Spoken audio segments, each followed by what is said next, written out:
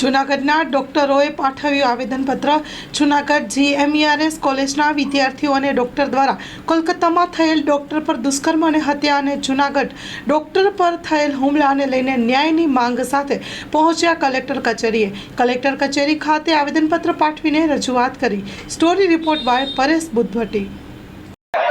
હું doctor NM Lakhani Indian Medical Association Junagadh બ્રાન્ચના પ્રમુખ તરીકે અમારા સાથી એસોસિએશન જેવા કે Junagadh Ayurvedic doctors association, Junagadh dental doctors association, Junagadh homeopathic doctor association, Junagadh medical college student association અને Junagadh civil hospital doctors association સાથે મળી અને કલેક્ટર સાહેબને એક આવેદનપત્ર આપવા આવેલ છીએ।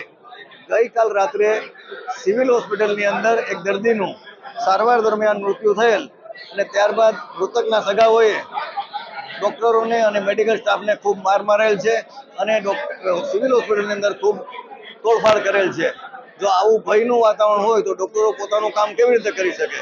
એટલે ડૉક્ટરોને સલામત અને ભયમુક્ત વાતાવરણ પૂરું પાડે એવી સરકારને વિનંતી છે। બીજું, થોડા દિવસ પહેલા કલકત્તાની અંદર એક લેડી ડૉક્ટર સાથે દુષ્કર્મ કરી અને લેડી ડૉક્ટરને નું ખૂન કરેલ।